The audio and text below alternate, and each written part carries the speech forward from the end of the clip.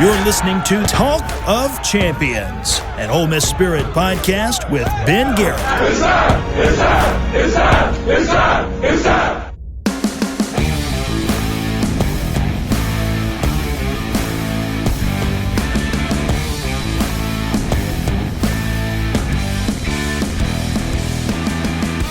Hello again, friends, and welcome into Talk of Champions, an Ole Miss morning after show edition of Talk of Champions. I hope this Sunday, September 8th, 2024, finds you well.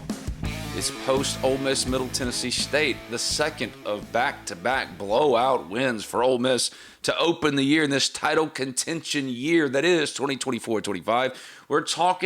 We're writing all about the Ole Miss Rebels all day, every day, over at the Ole Miss Spirit, omspirit.com, and affiliate of On 3. Sign up today. Join us. We would love to have you. The plan is to do these morning after podcasts after every single game on Sunday throughout the Ole Miss football season. Bradley Sowell, the former Ole Miss offensive lineman, 8-year NFL veteran, he's tentatively set to rejoin me on the morning after show for Ole Miss's SEC opener September 28th for Kentucky, and then he'll be with us, at least tentatively planned to be with us, all throughout the SEC schedule. So your public peer pressuring on the Ole Miss Spirit, there's a whole thread about it. Bradley Sowell on the Ole Miss Spirit, omspirit.com, affiliate of On 3, has done its job. We're almost to Wake Forest, getting Brad to join us for Wake Forest, but we've got him tentatively scheduled for Kentucky, and beggars can't be choosers. So we're going to wait and hope for the best, but y'all keep at it. Bradley Sowell is hearing you, and it's hilarious. He feels the pressure. So in today's Talk of Champions, after Ole Miss beats up on Middle Tennessee State, we're talking about the things I think and the things I know after Ole Miss followed up its season opening 76-0 thrashing of 10-win FCS Furman with that 52-3 win over Middle Tennessee State. First, I think Ole Miss is a top 3 team in college football. Now, your Ole Miss Rebels entered the weekend and a Saturday afternoon showdown with a Middle Tennessee State that just survived Tennessee Tech in Week 1, ranked number 6 in the Associated Press Top 25 poll. They had the 6th best odds, did Ole Miss, to win the college football playoff according to FanDuel.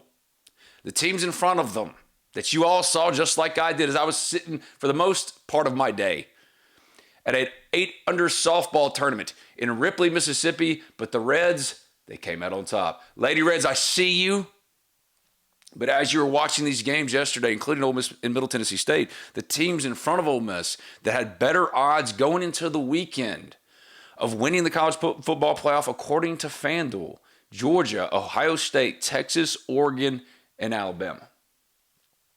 Now, blowouts against cupcakes for the first two. For Georgia and Ohio State. And you got to give it to Texas. Manhandled Michigan. That was a statement. But Oregon and Alabama. The Ducks received a scare from Boise State. The Crimson Tide only snuck past South Florida. Nick Saban isn't there anymore. I love Kalen DeBoer, but they were at home against South Florida, and those teams looked way too close for comfort. Texas is probably the second best team in the country because of what they did to Michigan. And we just need to make note here. We don't need to, but I want to. The whole contract situation with Sharon Moore is really, really weird. Google that. You thought college football it just gets weirder. We think we've seen it all with college football. We haven't. But Ole Miss is right there. If Texas is number 2, Ole Miss is right there. And I don't care that it was Furman, that it was Middle Tennessee. I can already hear opposing schools fans saying, oh, come on, they hadn't played anybody. And that's objectively true. Middle Tennessee State did only survive Tennessee Tech last week. Furman is from FCS, an inferior opponent, both on paper and in odds making. But what Ole Miss did to these teams is video game-like. The inferior competition argument just doesn't hold water when you then compare what Ole Miss's supposed contemporaries did over the weekend, how they fared by comparison. Ole Miss didn't just do what it was supposed to do against lesser opponents. No, Ole Miss treated these guys, these opponents, and played them and beat them as if They were the championship caliber team that we've been saying they are. They could have done nothing else against these teams to be more impressive. Try to find something. Lane Kiffin is, and we'll get to that in a second. They're still figuring some stuff out, and yet they're doing 128-3 against their first two opponents. And I don't care who they are, 128-3. That's like Cardell Jones beating that kid in the hospital 98-35 in NCAA football all those years ago. I mean, this is more egregious, though. 128-3. So I get it. You want to have that guarded way about you as an Ole Miss fan, and I get it. You should. It's well earned. But I'm just talking about what we're seeing with our eyeballs. And this weekend, that team that played Middle Tennessee State did need to do some things better, and we've got a lot to cover. But comparatively, who you taking over Ole Miss outside of Georgia and maybe Texas? Because we know this Ole Miss offense has contender bona fides. And a good indicator is when the best canned, like coach speak criticism Lane Kiffin can offer up right now is some nitpicking of position groups. Good outcome, 52-3. So that's a lot of people doing things, a lot of things right. Whenever you have that type of score, so I think not quite as good as the week before. A little sloppier with 8 penalties. But again, if you play offense that way, and so the ones had 8 drives, 7 touchdowns, a field goal, no turnovers, no punts, you're going to win a lot of games. So I thought that it was great, like we talked about during the week, to get the run game going. And Henry Parrish was really explosive today with 4 touchdowns and 11 yards of carry. I thought, Jackson, a lot of credit to him and to Charlie Weiss, Joe Judge, a lot of people involved in that. Fisher Ray, a lot of people that do a lot of work all week long with Jackson, and Jackson's up here all the time. And so I think when that happens, it's really good to see someone that's put so much work into building this team, recruiting it, but then his own work on himself, and to play perfect there till the end. I think at one point he's at 23 or 24 straight, until the post there to Trey was really neat to see. So that's got to be some type of school record, I would think. I think Matt had one when we played Vanderbilt our first year or something. So that's, again, a lot of people doing things well. It's hard to go, was it 24 of 24? It's hard to go 24 of 24 on air with no one around because you drop balls. So really good protection, really good catching the ball to do that. Trey Harris, I thought, was as advertised. It was good to get Juice involved some. So I thought we just in pass defense we were sloppy and too many people open, and we did do a good job of red zone defense to overcome that.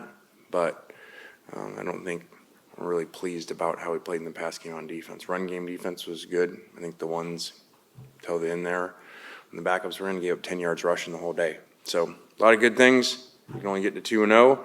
I think we're relatively healthy, and actually look to get 1 or 2 guys back that haven't played yet as we go on the road next week to a tough opponent in the ACC. Record, is that something you're aware of, or you probably felt you hadn't dropped a pass yet at that point? I was aware of where I was at. I didn't know the record or anything like that, so I was just trying to continue to just put the ball in my guys' hands. You said you were aware. Was there one point in the game where you started peeking and kind of seeing where you were at, or? No, I think sometimes it just flashes on the board and you peep it, but I wasn't really thinking about it that much. Until I do an incompletion, then I start thinking about it. Henry Parrish obviously had a big game today. How does a performance like that out of the running game help you in the passing game? Yeah, Coach Kiff emphasized it going into this week that we wanted to establish it and get the big guys up front rolling with the running back. So I thought right out of the gate we punched him in the mouth, and I thought the guys did a great job of setting the tone for the rest of the game of winning the battle at the line of scrimmage. And our running backs were able to, split some holes and make some big runs. So it was awesome to see. First 100-yard game back with Ole Miss since 2021 in that wild Arkansas game. Just what was working for you today? How good did that feel too? I got to give all the credit to the big boys up front. They lead the way. So just going by my details, Coach Smith harp on it every day in practice. Detail change pictures. So I was just going based off my keys and making the runs go. I know the career high stats kind of speaks for itself, but as far as the stuff that you were able to do when you were out in the open, do you feel like this is one of the better games that you've had in your career? Of course, 100%. I feel better than Wade, better than last year, just all around. Like my speed, my size, I feel good about everything. I believe all throughout the week, Lane said he challenged y'all's room and the offensive line just to kind of get the run game going with it kind of struggling last week. What was that like in practice, or what was that challenge? Just going 1-0 every day. Just keeping our head down, just working. Not looking too far ahead, not looking too far back. Just grinding every day, putting that work in, day out with my guys, just letting things happen. Protecting homes and businesses from the whims of nature, you need more than just quality materials. You require RiverLand Roofing. Licensed, insured, and certified, RiverLand Roofing offers not only the assurance of excellence, but a tailored approach to your unique structural needs and budget. To learn more about what RiverLand Roofing can do for you and the community, call them at 662-644-4297 or visit riverlandroofing.com. This is Cali. With C Spire's blazing fast nationwide 5G network, she's got her fans in the palm of her hands. Live streaming her Mississippi Blues from her phone wherever she is, to out there wherever they are. Right now, get the latest 5G phone on us. Only at C Spire, customer inspired. Before we go any further, I know that probably the number one question in your mind, how is Walter Nolan, the stud transfer defensive tackle from Texas A&M? According to Lane Kiffin in his post-game media scrum, Nolan is fine. He's fine. The exact quote, and I want to make sure I get it right because I don't want to say something out of turn. The exact quote, according to the Ole Miss Spirit's man on the ground, Jake Thompson, everyone could, quote, rest easy. Okay. I know I did on Saturday night. The Reds came out on top. Those Lady Reds came out on top, but also Ole Miss impressed again. The early reviews for the Henry Parrish reunion tour, they're encouraging. It's not just because of the career day against Middle Tennessee State. Career best 165 rushing yards. A career best 4 rushing touchdowns. It's because Ulysses Bentley still isn't healthy. It's because Rashad Amos and those other transfer running backs, no one's really stepped it up to push a Henry Parrish or make Matt Jones not look any less impressive. Jackson Dart and his hair of Galadriel posted the most consecutive completions in Ole Miss and SEC history. Ole Miss has scored 128 points through its first 2 games, the most in nearly a decade. They produced points on each of their first 5 possessions against Middle Tennessee State, including 4 touchdowns, bringing their season total to 20 scores on 27 drives. 17 have ended in touchdowns. 5 came in a minute or less. This is video game stuff. Now, you didn't hear it in our post-game compilation there, but I think the Ole Miss secondary has replaced the running game, or replaced the Ole Miss running game this week as the target of Lane Kiffin's ire for Wake Forest. I have no proof of this. This is purely me watching and observing. But Kiffin did single out the pass defense for subpar play against Middle Tennessee State. And let's be honest here, 128-3, we're not going to learn a lot in these first 2 games. We're not even going to learn a lot against Wake Forest. If you want to see some steps for the pass defense, that's something you can watch for because Lane Kiffin has put that on your radar. I mean, Ole Miss defensively, though, would have been equally as impressive through these first 2 weeks as that offense if Jackson Dart and the rest of that offense hadn't quite literally kept making a bunch of history, breaking all those records. The defense has been really good, and Kiffin knows he has a good team. So like when Nick Saban had slam dunk Alabama contenders every single year, I think Lane Kiffin is probably just having to get a little creative right now with his team motivation, because what we have seen through the first 2 weeks has answered every question, even the running back question. Henry Parrish answered that question. It's just one game. It's just Middle Tennessee State, of course. And Ole Miss was emphasizing the running game last week. Of course, Henry Parrish had a good game if all things go well. Can he do it again against Wake Forest? Is it the start of something greater? Of course, that's something we're going to follow along with. But what does it mean for Wake Forest? For the pass defense, I don't know, but you got to do something, because Henry Parrish, that's a hard act to follow. This is what you want. The product, the Ole Miss offense, has put up so far evidence enough of a team-led, self-motivated group. They've got something to prove, and they've opened the title chase and shown it through 2 cupcake games. They have taken the approach that you want to see a contender take against these teams. They didn't sleepwalk against these teams. They are self-motivated. There is a chip, corny as it is, on their shoulder. They're walking with it everywhere they go, and that kind of team is the most dangerous team. But knowing all that, I'm pretty sure I know Henry Parrish Jr. straight up earned that starting turn against Middle Tennessee State over Ulysses Bentley. Ulysses Bentley still isn't healthy. Lane Kiffin said as much after the win over Middle Tennessee. He's the highest graded returning running back in the SEC, and he dressed for each of the first 2 games, but he barely played. Ole Miss is probably just being cautious. But Parrish closed out another week of back and forth in the very public, high schoolish rivalry back and forth going on between Quinshon Judkins and Ole Miss by showing once more why Ole Miss didn't pony up for a third time last offseason to pay a running back above market value, when really, if it were Zach Evans, they probably would have. Parrish Jr. responded with a career-high 165 rushing yards and a career-high 4 touchdowns. His 42-yard run in the third quarter was a career-high. He scored the most touchdowns of any non-Ole Miss quarterback since Dexter against Lane Kiffin-led Tennessee in 2009. One of my favorite games of all time. Edward Ryan's coming back, and then Dexter just destroyed them. Talk about video game stuff. That's like playing against your little cousin on easy.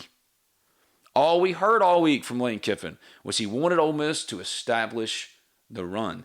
This week, looks like it's going to be restrict the airspace, or whatever they're going to call it, because Ole Miss still got an interception against Middle Tennessee State from Anchor Rebel, as we called him, one of the 3 Anchor Rebels here on Talk of Champions, John Saunders, the 4th of his career, and a fumble recovery from TJ Daugherty, which was good to see. TJ Daugherty, formerly Dudley, had a sleepy opener. We'll call it a sleepy opener against Furman.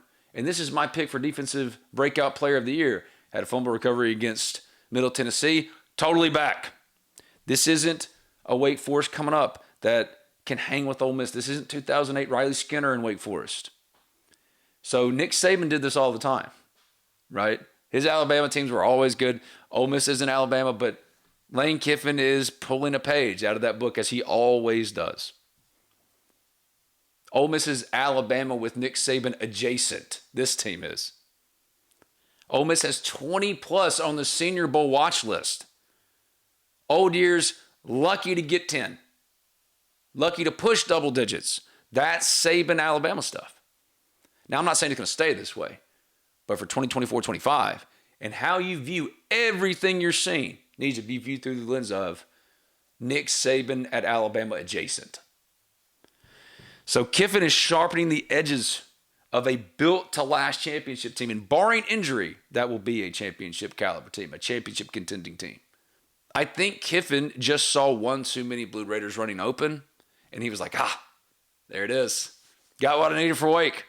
So it's Trey Amos and that group's turn. But I know that Trey Amos had a 92.8 Pro Football Focus coverage grade against Furman, and he's an absolute stud and has delivered on the boundary for Ole Miss. Premium positions in football, one of them is boundary corner, and Trey Amos has been as good as advertised. Really, last year for Alabama was recruited from ULL to step in and be this for a title-contending Alabama team, and it didn't work out. But it's so far so good at Ole Miss. He's been everything and more. An improvement even on his Amari Walton, who was really good for a year. DeAndre Prince graduated, got drafted, multi-year starter. Going to play for the Jags starting today on the Sunday, September 8th. This is Talk of Champions, powered by RiverLand Roofing in the RiverLand Roofing Studios. Some good corners, but Trey Amos is right there. A stud on the boundary. He's shooting up the NFL draft boards right now. And yes, there is some stuff to figure out opposite him. Ole Miss wants to also see Brandon Turnage take over there at that nickel corner, but every position for the first time since the 60s for Ole Miss, and to borrow from Pete Golding. Yeah, they're still trying to figure out where to get them all on the bus, but that bus is packed. Or in this discussion, it would be the lane train, but now this really could be as basic as Lane Kiffin needs to see more from his defensive backs. He's the only one that knows for sure.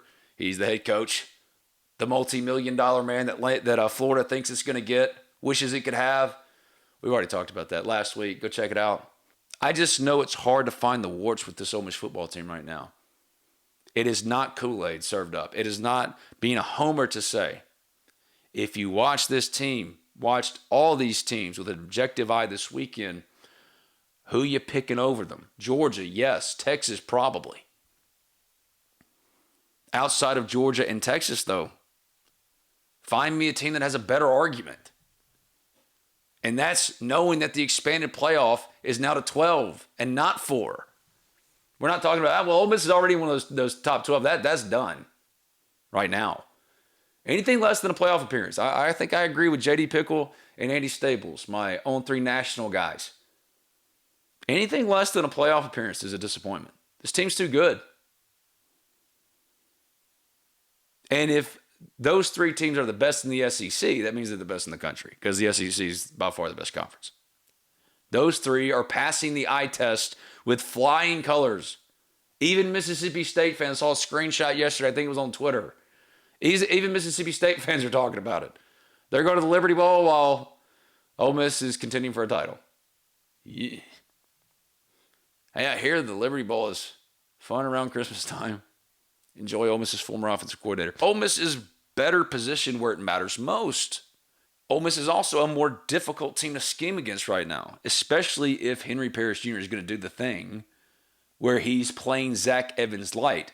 Because unlike Quinshon Judkins, and I'm one of those that honestly just kind of appreciate that we have this little beef. We don't got it in college football anymore. Like, State lost badly at Arizona State. It's not even fun anymore, right? It's not fun to mess with little brother. Arkansas came back and survived against Oklahoma State.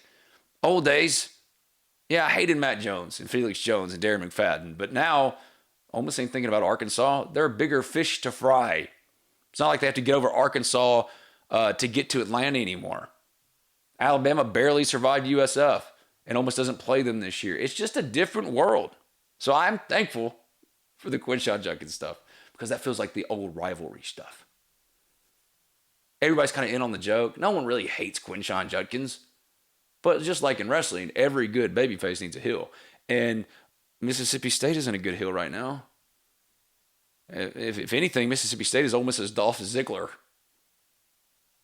And I know those championship bona fides, that top 3 team in college football right now, prediction, projection, whatever you want to call it, is reinforced because Jackson Dart is playing at a level that's already taken and past Chad Kelly in the Ole Miss record books. That's not opinion. That happened yesterday against Middle Tennessee State. He's coming for it all this season. Completely uninhibited with the play. Completely uninhibited. Not looking over his shoulder. I think I saw a mock draft last week. Jackson Dart, who, if he had come out this year as he thought about and went into the NFL draft, would have been a hard time getting those top 3 rounds. And then the early mocks, right around the spring, came out after the draft. Shedeur Sanders in Colorado, embarrassed by Nebraska this weekend. He was in the top 5. Jackson Dart was not really anywhere close to the first round. Quinn Ewers up there too, and he deserves to be. Not to say Shedeur Sanders doesn't, but 28-10 in Nebraska, they talk a lot of crap at Colorado just to not win. Jackson Dart now is a projected top 5 pick. I think I saw last week forecasted to go to the New York Giants, number 5 overall by CBS. Meanwhile, you got Jalen Monroe struggling with USF. You got Dylan Gabriel band-aiding Oregon against Boise State.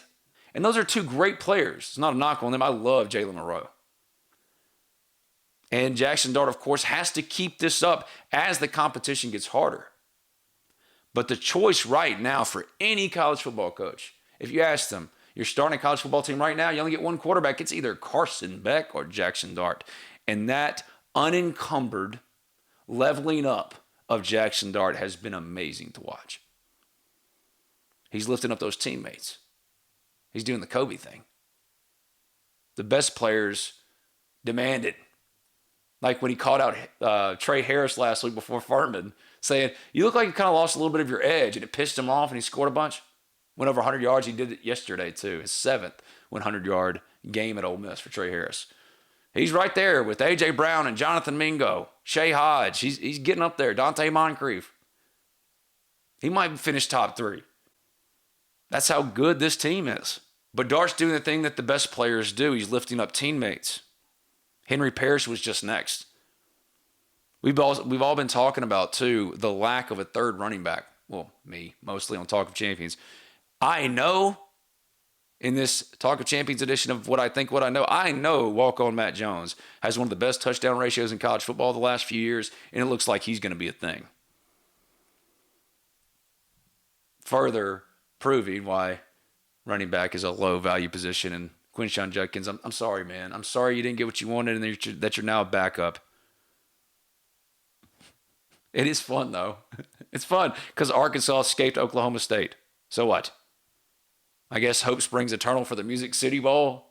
Ole Miss is way past waxing nostalgic about Eli replacing Romero and almost bringing them back against West Virginia to show what the future could be.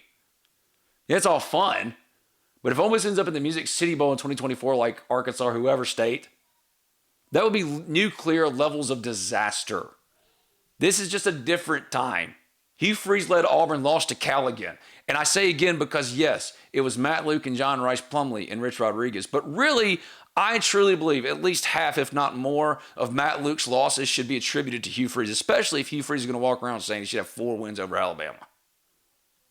What about LSU, Texas A&M, Oklahoma? Oklahoma was uninspiring on Saturday. Ole Miss and Georgia, that's setting up to be historic because I don't think the offense is going anywhere, barring injury. And credit to Jaden Williams, who I know was the highest graded offensive lineman in the nation in week 1. Diego Pounds was signed out of the NCAA transfer portal in the offseason to replace him. And yet it's been Williams who started both of the first 2 games.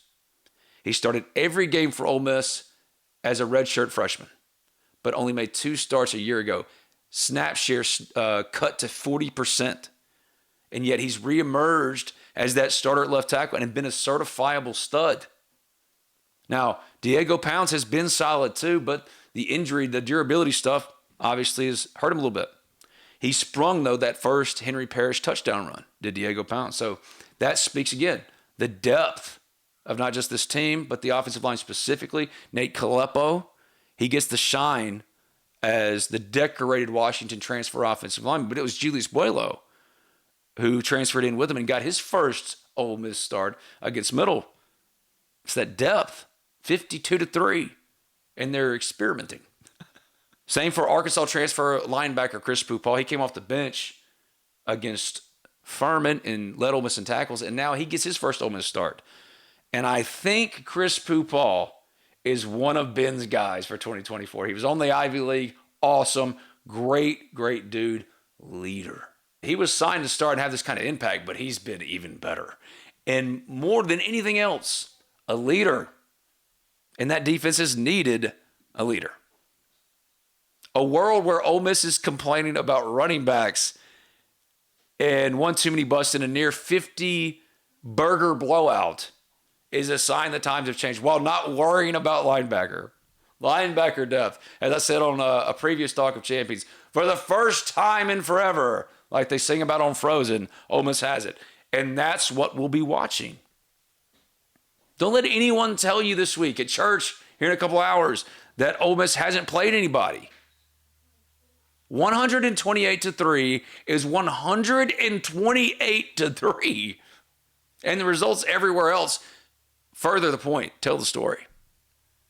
Henry Parrish answered the biggest question last week.